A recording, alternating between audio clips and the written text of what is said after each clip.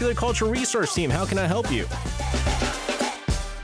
Back joining us in the studio for Popular Culture Resource Team. It is the longest running segment in all of the Kulture Inc. Eugene's Eugene. Eugene, hello to you. Hi guys, happy Friday. Love you guys. Thank Eugene, you so much. did you realize that aside from our weekend show, right, we have three seasons. This is our third season. Oh, third season. Yours is the only one that gone for three seasons in a row.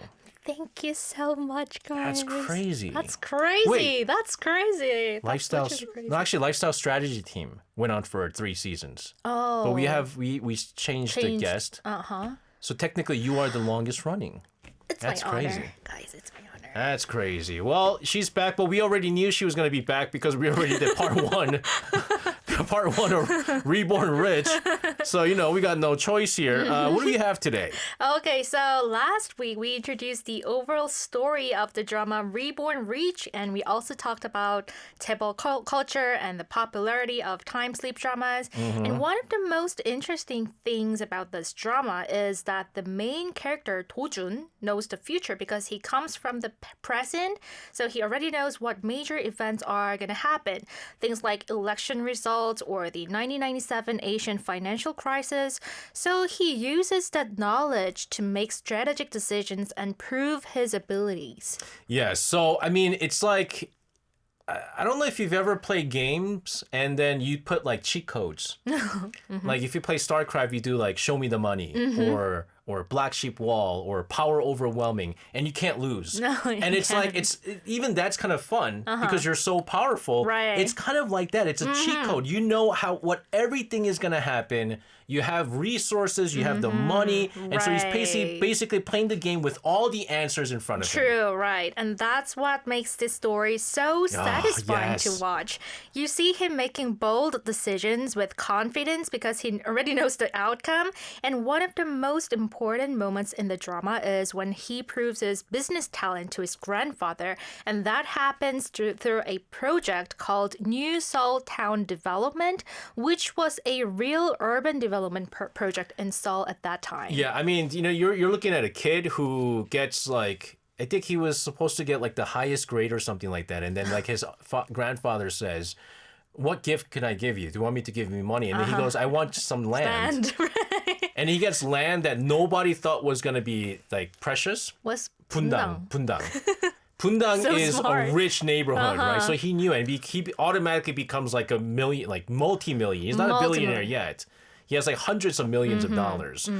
So now is the New Seoul Town Development that comes out in this drama. Yep. What exactly happens in real life, though? Okay, so the place is called Nanjido Island. So back in the past, it wasn't anything like what it is today. Yeah. It was actually the biggest landfill in Seoul. Yeah. So for about 15 years, garbage piled up and formed like huge mountains of waste. We're having a picture of the past of Nanjido Island, right? Yeah, we'll have that. Oh my goodness! Look at that is not that the movie from WALL-E?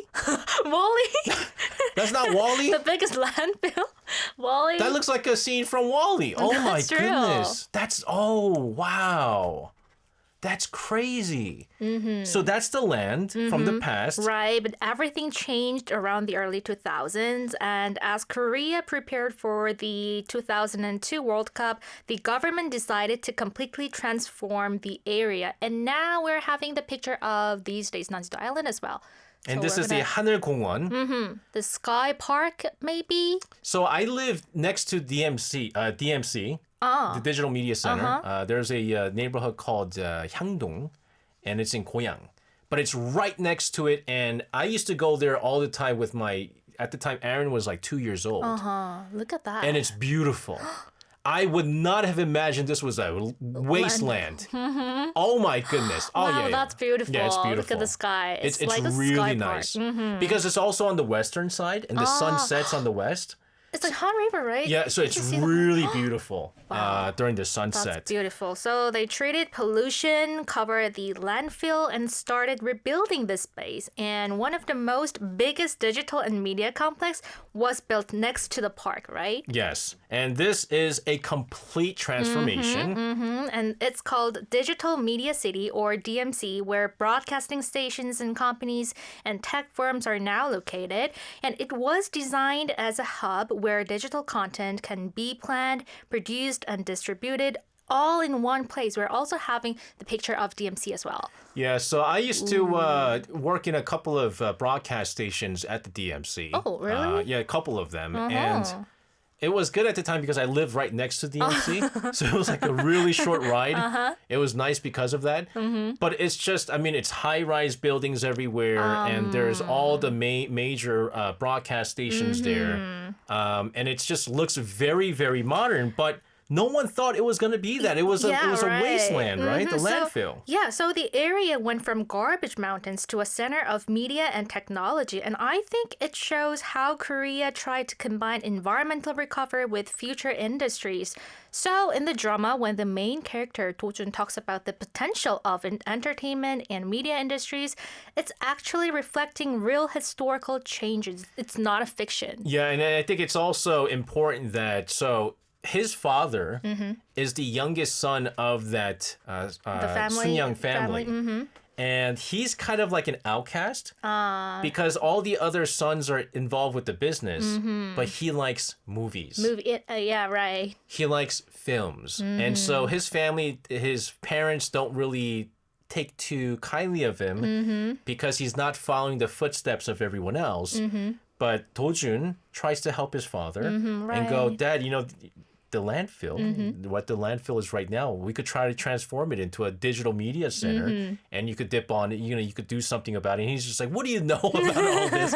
And so it's interesting. And this is what makes the drama even more interesting is that the storyline is based on Korea's actual development story. Yes, that's true. That makes the story feel much more meaningful. And at that time, Korea started to recognize that culture and media could become powerful industries. So instead of focusing only on manufacturing or heavy industry, the government began investing in content, broadcasting, and digital media. And that's how DMC was designed as a foundation for Korea's future in cultural industries. And that change eventually led to a foundation for what we now know as K-pop, K-dramas like this, and the global spread of Korean content. So it's really interesting because like the Gwanghwamun area before used to be sort of the center of media because newspaper companies were there, like major newspaper companies. True. And back in the days, newspaper was like the big source of media. Like that's where information is spread. And also, if you watch this drama, they always try to get close to the newspaper president because they can hide news, make up news, do stuff which is manipulate a little manipulate bit. the news, which is why the wedding, his cousin gets married to the daughter of like a newspaper company, right? But now they're saying no. Television, content creating, this is going to be the big thing, and you kind of see this here. So it was about preparing for a future where culture itself, again, could be like a form of national strength. Exactly, and that idea actually connects very well to a meaningful quote that appears in the drama. It's from Kim Gu, a Korean independence activist and a key figure in modern Korean history. I would like to share part of what he said. Okay. He said, I wish for Korea to become the most beautiful country in the world, not the richest or the strongest. And what I truly desire is the power of culture, because culture has the power to make us happy and to bring happiness to others as well. And I think that message fits perfectly with the story we just talked about. And our corner is popular culture research team. Yes. And we are giving you a lot of happiness, right? Yes, hopefully so. And we are also called The Kulture Inc. The Kulture Inc. No, but think about how Korea was sort of recognized by the world, right? When I first went to America back in 1992, when I go, I'm Korean, they go, South or North? Right? That's the first thing they ask. And I go, South. Of course, South. And they go, oh, the country that was at war. Or they would say, oh, the country that makes really bad cars.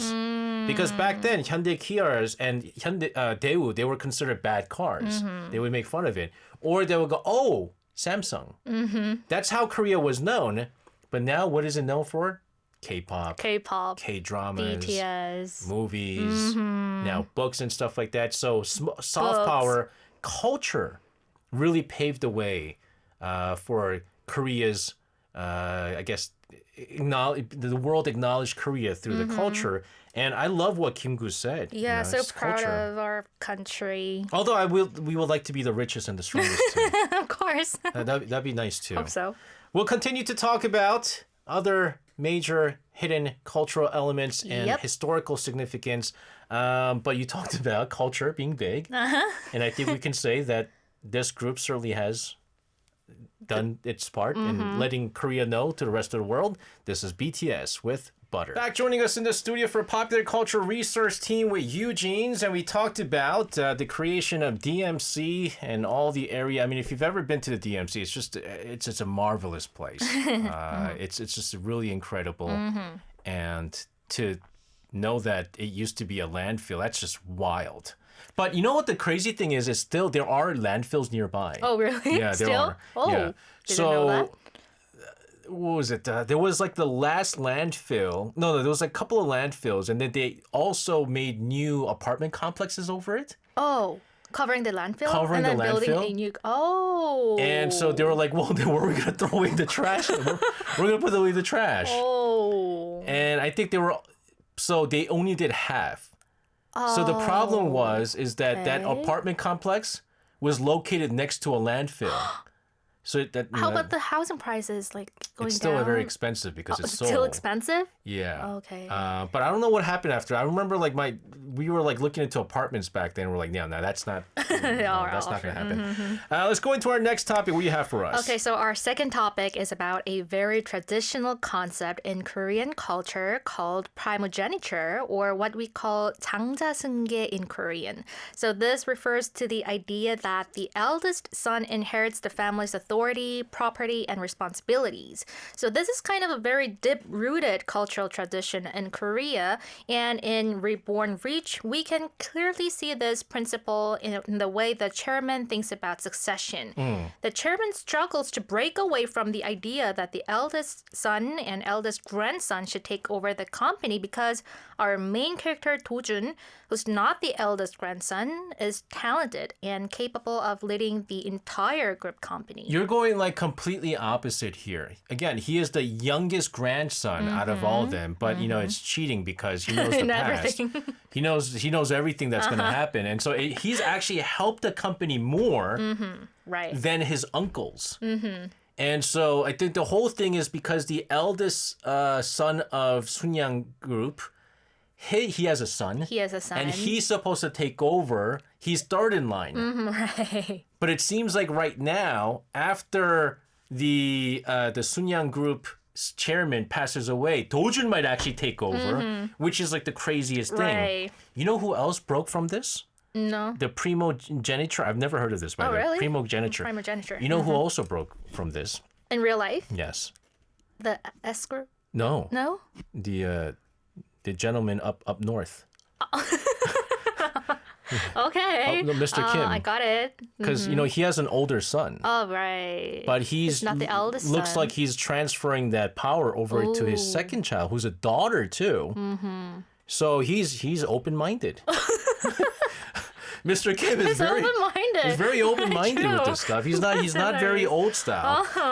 So this is not just about business, okay, but it's about the culture, the tradition that's deeply rooted in Korea. Right. So traditionally in Korea, the eldest son was expected to inherit not only wealth, but also responsibility for the family. So this included managing family property, performing ancestral rituals, and maintaining the family line. So being the eldest eldest son also comes with a lot of pressure, even in difficult circumstances. For example, families often prioritize the eldest son's education, expecting him to succeed and eventually support the rest of the family. So in many cases, the eldest son was also responsible for taking care of younger siblings, even after the marriage. So in Korea, being the eldest son was both a privilege and a heavy responsibility at the same time. So you know what they say. I don't know how you feel about this. Let's say you have someone that you want to get married to. Okay. Okay, you've been dating this person, and you find out he is the eldest son. Eldest son, okay. And the eldest grandson. Okay. How would you feel about that? I wouldn't feel comfortable for that. Okay, because why? I don't want to hold a lot of responsibility. That's exactly what it is. And if you watch the drama, the wives, because you know the wives, they all live in the big house. Big house. And there's like a ranking system, and they have to do so much work. And I mean, they're basically like maids. The funny thing is they have maids, but they work harder than maids. Because you have to be that like... They're working like 24/7. Yeah, proper wives. And so I am the eldest grandson and the eldest son. You are? Yes. Did you know so this? You're having a lot of responsibility? No, I'm married. I'm married. I have a lot of responsibilities. So I take care of I give allowance to both my parents, right? And then my mom lives with us, so we take care of that. And so... So you have a younger brother? I have a younger brother. How about so is he giving allowance for your parents? No. Oh, okay. He doesn't. Okay. Man. So, I mean, but then like, because it's so embedded in me, I feel like there's nothing wrong with that. However, the other interesting thing is with my dad's family, my dad's the oldest, right? Because I'm the oldest. Okay. And so when it comes to like all the family gathering and family stuff, my dad is not in the charge. You know why? Why? Because he has a younger brother, my 작은 아버지, my uncle, who's rich. So he does everything. Oh. Which makes sense. And so again, we broke out of this tradition. We are open-minded. We are open-minded. His family is open-minded. But no, but like I know that again it carries a lot of pressure, a lot of burden for one person when you have that title as the eldest. Yes, exactly. But today things have changed quite a bit because Korea now follows the principle of like equal inheritance among children, which also means that responsibilities are shared more evenly. Maybe. So, however, culturally, some traditional expectations still remain, especially among like older generations or in wealthy families.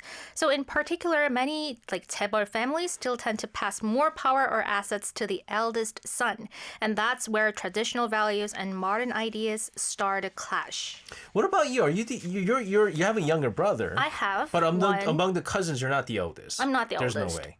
I'm not the oldest one. Okay. So there's no like real responsibility that comes in, right? I think I don't have responsibility. Yeah. There was the other ones like Korea back in the days. If you were the eldest daughter, and especially because back then they had a lot of kids, right? So my mom was the eldest daughter, the eldest child, and the eldest daughter, and so she had to take care of all her siblings, like put them in the back and then like feed them and stuff like that. But now obviously that's not the case anymore. But when you look at these like hierarchy within family and when there's billions of dollars involved, must create a lot of tension, especially in family business. Yes, exactly. And that's what we see in the drama. The big question is whether the chairman will follow tradition or choose the most capable person to lead the company. Interestingly, he eventually decides to break away from the traditional rule of like primogeniture, but it's not an easy decision for him at all because that belief is deeply rooted in his mindset, while at the same time he knows the company needs the strongest leader to survive. So he constantly struggling between tradition and practicality. Yeah, I think all the more because Do-jun, remember, he's come reliving as a life of the youngest grandson, but what's in his brain, in his heart, is not that child. And he's back trying to pay revenge to the Sunyang group. And what he does is he tries to get his uncles to fight. He also does that too. But his grandfather is this like strong-willed person. He cares so much about the company. And he's going, if I gave the company to my sons, they're just going to fight and they're going to ruin this company. And there's so many like bad things that they're doing. But here's my youngest grandson who's so smart. Clever. Right? And he seems like he doesn't know what to do. This is tough.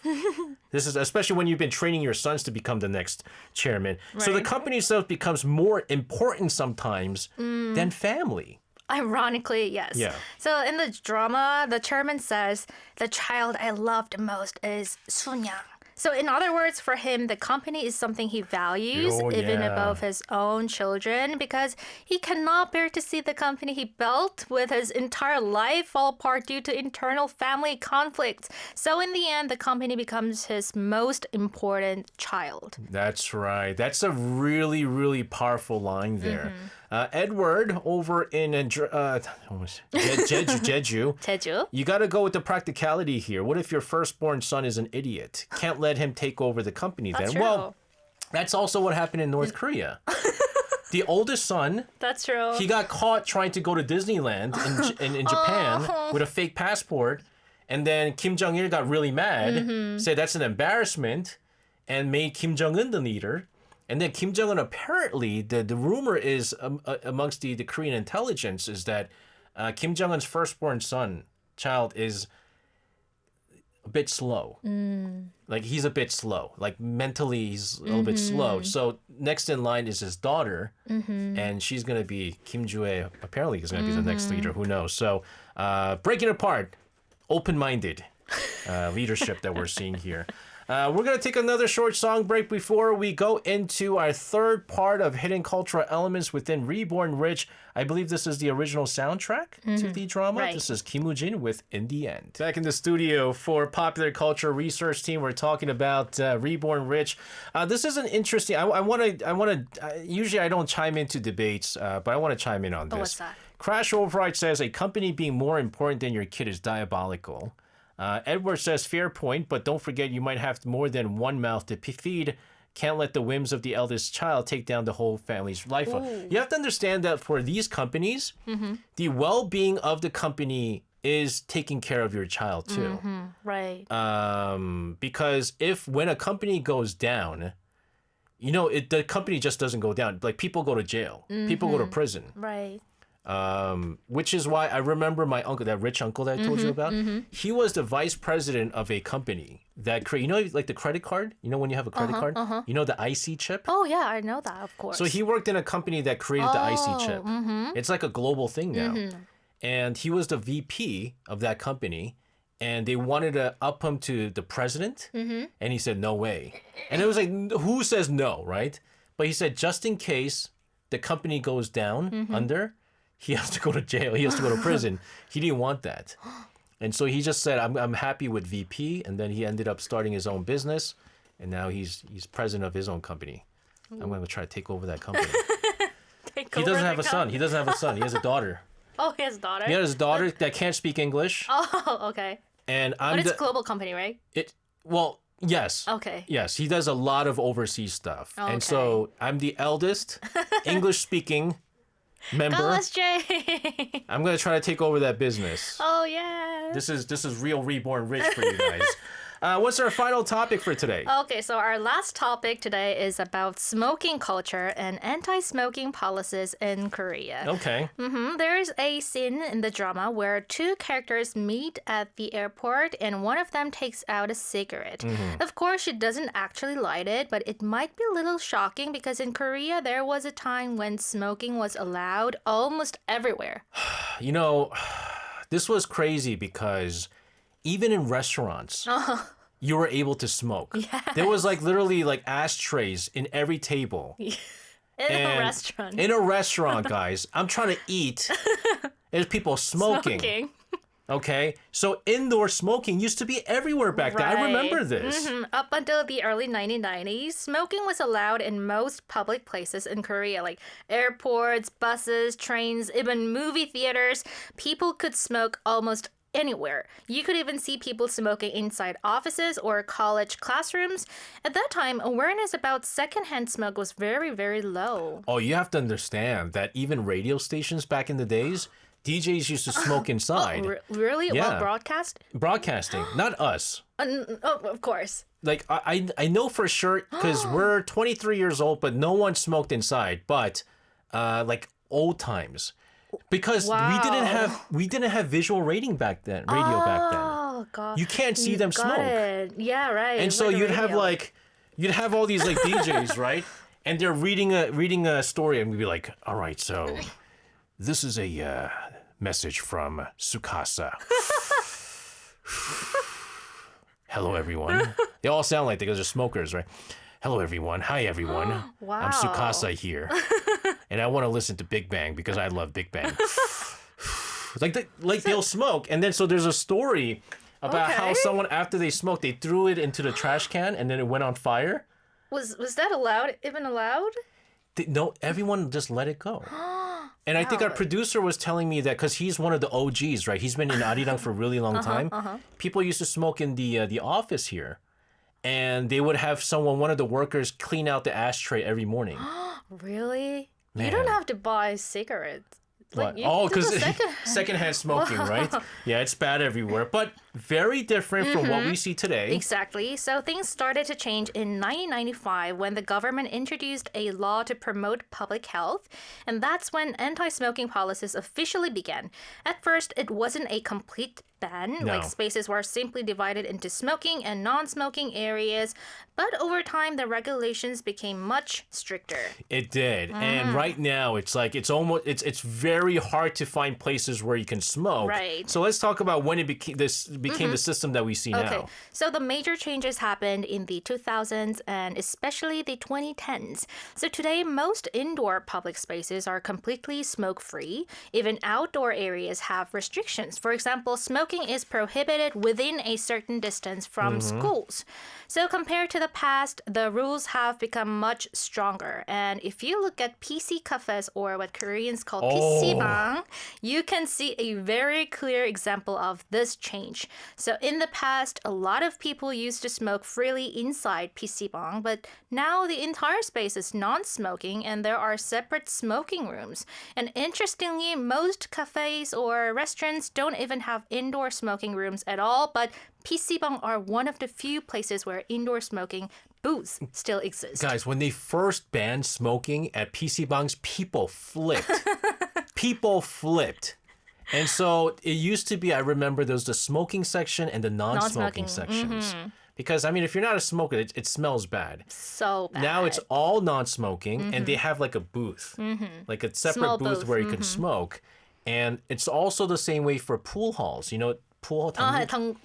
Another place where they flipped out, right? They're like, how dare you ban smoking? What are we supposed to do while we're playing? And so you have to either go outside or they have like a separate smoking room. Bars, you can't smoke. You can't. So there's always a separate smoking room where you go outside. But this is a huge shift in a relatively short time, right? It really is. And another interesting aspect is the price of cigarettes in Korea. So in the past, cigarettes were actually produced and sold by the government, so prices were quite low. But in 2015, prices increased by about 8% as part of a policy to reduce smoking rates and improve public health. Currently, a pack of cigarettes in Korea is usually around 4,500 to 1,500 Korean won, which is roughly like $3 to $4. And in comparison, in the U.S., prices vary by state, but are often around $8 to $10 per pack. No, it's not. $20, $30 Really? now. Yeah. Wow. Well, at least in New York. In New York, yeah. $8 to $10 was back when I was in New York. Oh, really? Like 17 years ago. Oh, okay. So much more expensive, Okay, yeah. so in many European countries, especially places like the UK or France, cigarette prices can over $10 to even $15 per pack. Even expensive, right? Yep. So even after the price increase, cigarettes in Korea are still relatively cheaper compared to many OECD countries. And that's why price policy continues to be part of the discussion when it comes to reducing smoking rates. I remember people flipped. When I first came to Korea, cigarettes were 2,500 won. It was like $1.50 a pack. And they raised it to 4,500. And people were like, oh, I'm not smoking. You know what they did? They started vaping. Oh, vaping. Which is worse, I think. Really? I think vaping is worse. All that Oh. chemical that they're breathing in, so bad. I didn't know that. And so it's pretty cheap, which is why all the smokers who come to Korea, they're buying cigarettes like crazy. But it's it's different tar level though. But again, when it comes to have you ever ridden the bus? You ride the bus sometimes to go home? Yeah, of course. The express bus? Do you see on the hand where you put your armrest? There's a cigarette. There's where you used to be able to put cigarette I ashtray. know that. Ashtray. Did you know you used to be able to smoke in airplanes too? Airplanes. Yes. I wasn't Not at around. all. I wasn't around when you could smoke in the airplanes, but Wow. it was like that. Yujin, we live in a very good area. Thank you, Mom and Dad. we live in a very good place where everything is clean right now. Yujin, this was fun stuff. Thank you so much for this. And you. I love this song. Me too. I love this song. I almost want to dance to this, but I can't. Please. Can you dance? No. While the song is going, can you dance? No, of course not. I don't know how to dance I think for you could this dance. song. This is a song. We'll see you next week, Eugene. Okay. Thank you so much for this. Thank you. Speaking of smoke, we're going to finish off this segment with the song from Dynamic Duo and Youngji with Smoke.